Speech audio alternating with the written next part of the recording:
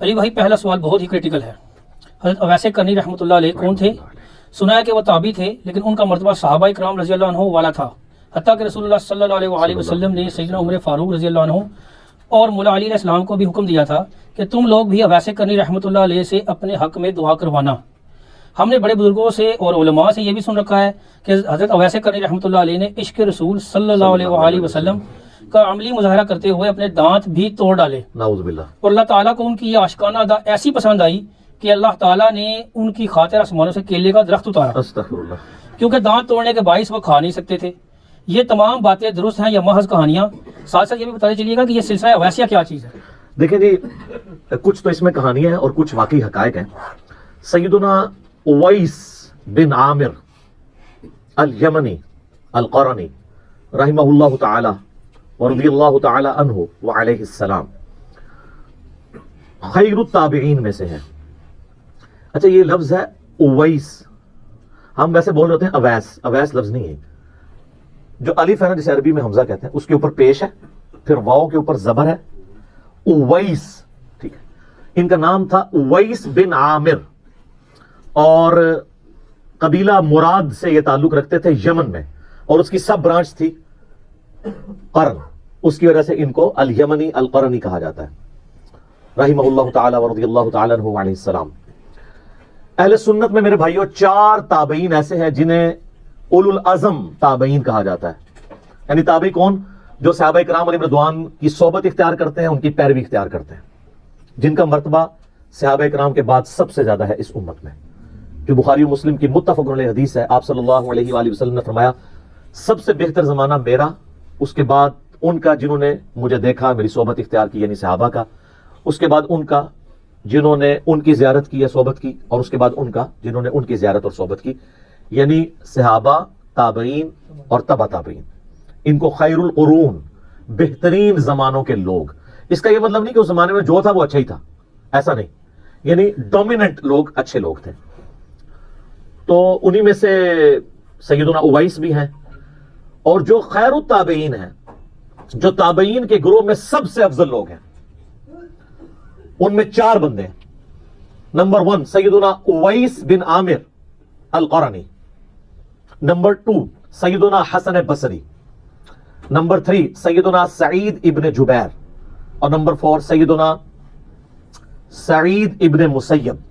یہ 4 اولو العزم تابعین میں سے ہیں، اور ان میں بھی ٹاپ آف دا لسٹ سیدنا اویس ہیں، کیونکہ صحیح مسلم کی حدیث کے اندر اللہ کے محبوب صلی اللہ علیہ وآلہ وسلم نے خود ان کو خیر التابعین میں سے فرمایا ہے. وہ آگے میں انشاءاللہ حدیثیں بیان کر دوں گا.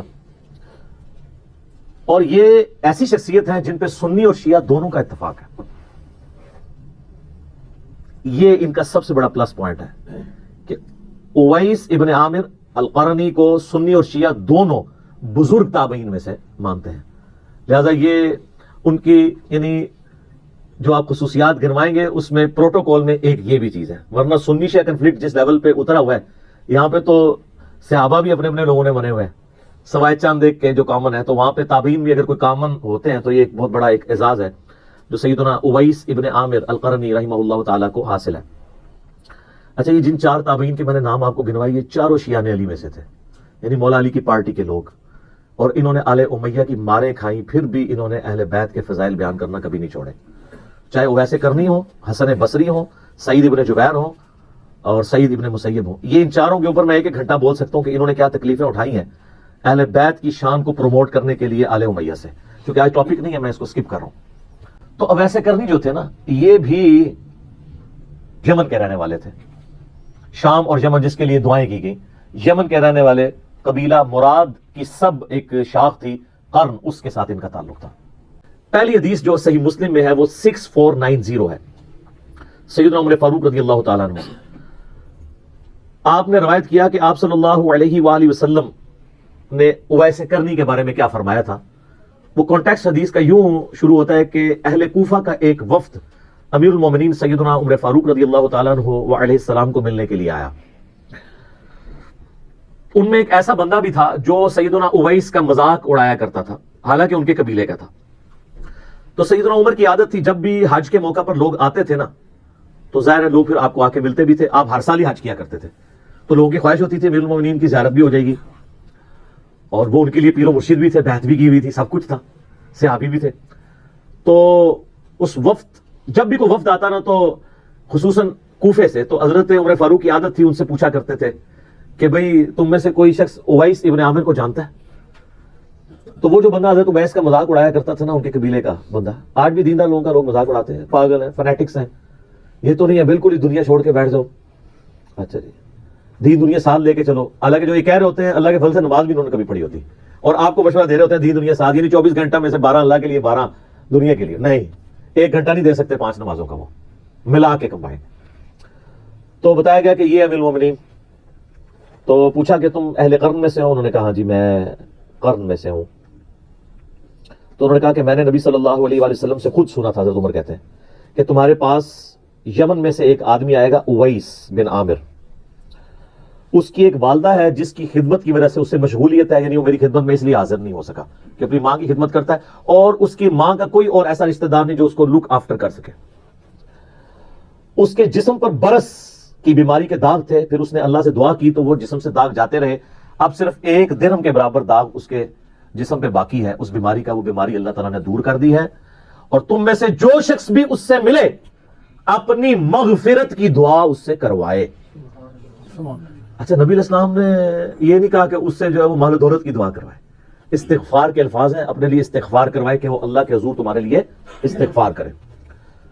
اس سے اگلی حدیث جو صحیح مسلم کی ہے 6491، اس میں الفاظ ہیں، آپ صلی اللہ علیہ وآلہ وسلم نے فرمایا ان خیر التابعین رجل یقال له اویس، بے شک تابعین میں سب سے بہتر شخص وہ ہے جس کا نام اویس ہوگا۔ اب خیر التابعین خود ہی نبی علیہ السلام نے گریڈنگ کر دی، جس طرح ہم گریڈنگ کرتے وقت سیدنا ابوبکر عمر عثمان علی کو ٹاپ پہ لے کے آتے ہیں، تو تابعین میں ٹاپ پہ کون؟ اویس ابن عامر رضی اللہ تعالیٰ عنہ وعلیہ السلام ورحمہ اللہ تعالی۔ تو وہ خیر التابعین میں سے ہے، تم میں سے جو شخص اس سے ملے اپنے حق میں دعائے مغفرت کروائے، اور وہ شخص ایسا ہے کہ اگر وہ اللہ کے نام کی قسم کسی معاملے میں اٹھا لے تو اللہ تعالیٰ اس کی قسم کو پورا کر دے گا۔ سبحان اللہ، بہت بڑی فضیلت ہے۔ جو بخاری مسلم میں حدیث ہے نا کہ دنیا میں ایسے لوگ بھی ہیں اگر کسی معاملے میں اللہ پر قسم کھا دے نا تو اللہ تعالیٰ ان کی قسم پوری کر دیتے ہیں۔ یہ وہ حدیثیں ہیں جو بیان کر کر کے نا اپنے نانگے پیروں کو لوگ ثابت کر رہے ہوتے ہیں۔ سر، جن کو نماز نہیں آتی، تجوید کے ساتھ اذکار نہیں آتے، وضو غسل کا طریقہ صحیح طریقے سے نہیں آتا، ان کے بارے میں یہ حدیثیں نہیں ہیں۔ وہ تو ان درویشوں کے لیے ہیں جنہوں نے اپنی زندگی اللہ کے لیے دی تھی، اپنی عبادت کروانے کے لیے نہیں، اللہ کی عبادت کرنے کے لیے اپنے آپ کو انہوں نے مٹایا ہوا تھا۔ یہ وہ لوگ تھے جنہوں نے کبھی یہ نہیں کہا تھا ہم اس وقت تک جنت میں نہیں جائیں گے جب تک اپنے سارے مریدوں کو نہ لے جائیں، کتے ایک ہی جا کے پتہ چلے گا۔ یہ وہ لوگ نہیں تھے جو اتنے متکبرانہ جملے بولتے ہوں کہ تمام ولیوں کی گردن پہ میرا پاؤں ہے۔ جن کی طرف منسوب بھی کیا انہوں نے بھی نہیں یہ بولا ہوا، ہم ان کو نہیں کرٹیسائز کر رہے، ان کے جو یہ فالوورز ہیں نا ان کو کرٹیسائز کر رہے ہیں، کیوں جھوٹی باتیں ان کی طرف تم لوگوں نے منسوب کی۔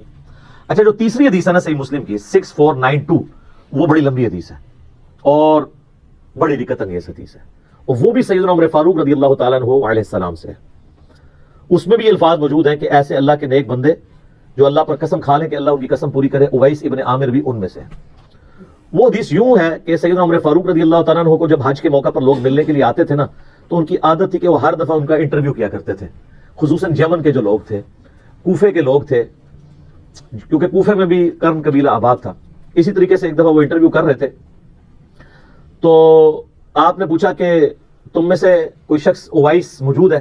تو بائی چانس اس سفر کے اندر سیدنا اویس بھی آئے ہوئے تھے خود امیر المومنین کے پاس۔ تو آپ نے ان سے پوچھا تم اویس ہو؟ ان کا ہاں۔ قبیلہ قرن سے تعلق رکھتے ہو؟ ہاں۔ اچھا، تمہاری ماں ہے جس کی خدمت کی مشغولیت کی وجہ سے نبی علیہ السلام کے پاس نہیں حاضر ہو سکے تھے اور اس کی کوئی دیکھ بھال کرنے والا نہیں ہے، بوڑھی ماں کا؟ ان کا جی ہاں۔ اور تمہیں برس کی بیماری بھی تھی، پھر تم نے اللہ سے دعا کی اور اللہ تعالیٰ نے تمہاری بیماری دور کر دی اور صرف 1 درہم جتنا نشان تمہارے جسم پہ باقی رہ گیا برس کا، تم وہی ہو؟ ان کا ہاں جی میں وہی ہوں۔ تو پھر سیدنا عمر نے کہا کہ میں نے تو نبی علیہ السلام سے تمہارے بارے میں یہ سنا تھا کہ جو شخص اس سے ملے اس سے اپنے لیے دعائے مغفرت کروائے۔ ہائے ہائے ہائے ہائے، ایک صحابی تابعی کو کہہ رہا ہے، سر آپ ذرا امیجن کریں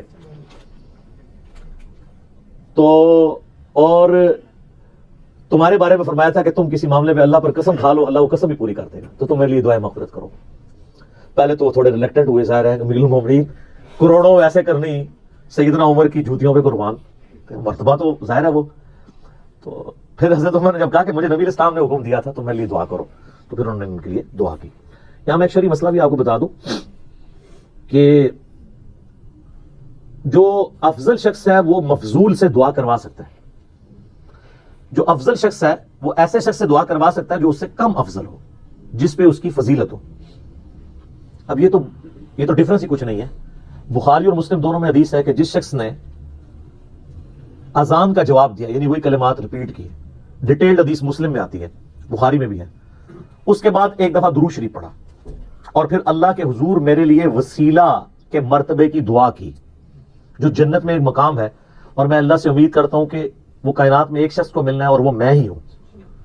تو جس نے بھی میرے لیے دعا کی کہ مجھے اللہ وہ وسیلہ کا مقام دے، تو میری شفاعت اس کے لیے حلال ہو جائے گی.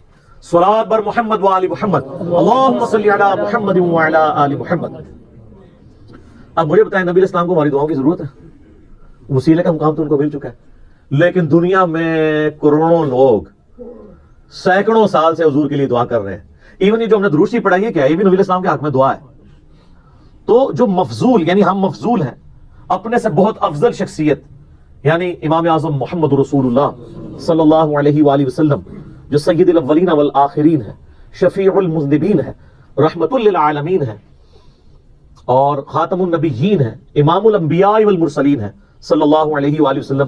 انہیں ہماری دعاؤں کی ضرورت نہیں ہے، لیکن اللہ تعالیٰ کو اپنے محبوب کا ذکر اپنے بندوں سے سننا اچھا لگتا ہے. بغیر ریزیمبلنس کی میں بات کر رہا ہوں. کسی فقیر نے اگر کسی بڑے بادشاہ سے کوئی بھیک مانگنی ہوتی ہے تو کیا کہتا ہے؟ تیرے بچوں کی خیر. حالانکہ اس کے بچے اس پہ تو ڈیپینڈنٹ نہیں ہوتے ہیں، لیکن اس کی تعریف کر کے وہ اس کے حضور مقام حاصل کرنا چاہتا ہے. تو نبی اسلام کا اللہ کے ساتھ جو رشتہ ہے خالق اور مخلوق کا، وہاں تو ظاہر اولاد والا معاملہ نہیں ہے. اللہ تعالیٰ کو بھی خوشی اس بات سے محسوس ہوتی ہے کہ اس کے نبی علیہ السلام کے ریفرنس سے اس کی طرف متوجہ ہوا جائے. صلوات بر محمد و آل محمد، اللہم صلی علی محمد و علی آل محمد صلی اللہ علیہ وآلہ وسلم. اچھا یہ جو حدیث تھی نا 6492، اس میں آگے بھی کچھ الفاظ ہیں. جب دعا کروا لیتے ہیں پھر حضرت عمر کہتے ہیں کہ اویس میں گورنر کوفہ کو تیرے لیے خط نہ لکھ دوں کہ ذرا تیرا خیال رکھا کرے. ہم میں سے کوئی ہوتا کہتے حضور ضرور لکھیں. ہائے ہائے ہائے سر، جو اللہ کے ساتھ لگ جاتے ہیں نا ان میں غنا آ جاتا ہے. ان کا علم نہیں، مجھے اس کی حاجت نہیں ہے. مجھے تو بوریا نشین اور بسیدہ کپڑوں میں جو ملبوس لوگ، درویش لوگ، ان کے ساتھ بیٹھنا پسند ہے. مجھے کسی دنیاوی غرض کی حاجت نہیں. یعنی وہ چار دائرہ کوفہ وہ چھاونی تھی جو حضرت عمر نے قائم کی تھی، فوجی چھاونی، ایک سینٹرل مقام تھا جہاں سے رومن اور پرشین امپائر جس کو مسلمانوں نے ڈھیر کیا تھا، ان کے سینے میں وہ کوفہ شہر آباد کیا تھا کہ وہاں سے آپ دونوں سپر پاورز میں بغاوت کو کچل سکیں. خطرہ تو رہتا ہے نا. تو انہوں نے کہا یا حضرت مجھے اس کی کوئی حاجت نہیں ہے. اور پھر وہ سیدنا اویس رضی اللہ تعالیٰ عنہ علیہ السلام واپس گئے تو ایک بندہ جو یہ ساری مجلس، جس کو اس مجلس کی خبر تھی، وہ وہاں پہ ان کو کوفے میں جا کے ملا، جس نے حضرت عمر سے یہ چیزیں سنی ہوئی تھی کہ اس طرح ایک بندہ ہے جس کے بارے میں نبی علیہ السلام نے فرمایا. تو وہ حج کرنے کے بعد جب حضرت عمر سے ہو کے وہاں واپس گیا، تو اس اسپیسیفک مجلس میں تو نہیں تھا، حضرت عمر کی مجلس میں بیٹھا تھا جس میں انہوں نے غائب میں ان کا ذکر کیا تھا، غائبانہ ذکر. تو وہ حضرت اویس کے پاس گیا اور کہا کہ امیر المومنین سے میں ہو کے آیا ہوں، میں حج پہ بھی گیا ہوا تھا، تو آپ میرے لیے دعا کریں.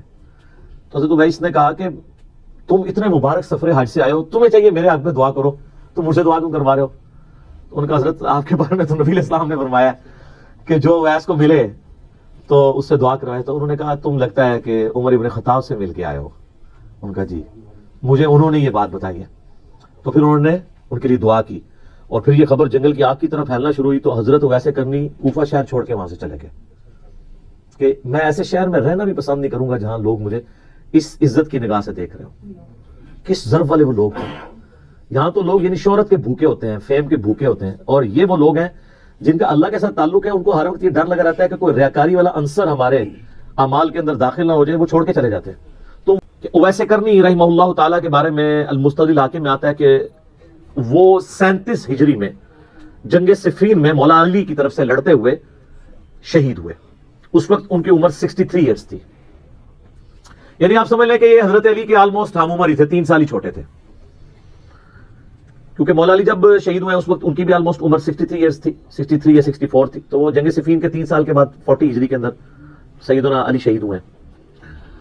सैयदना उवैस इब्न आमिर रहमहुल्लाह ताला के बारे में अल मुस्तदिल हाकिम की उन अहादीस में मिलता है कि उन्होंने, मौला अली ने जब जंग सिफीन के मौका पर कहा कि कौन है जो बैत करे मौत के ऊपर कि मेरा साथ नहीं छोड़ेगा, तो उनमें वैसे करनी भी शामिल थे जिन्होंने मौला अली के हाथ पे बैत की।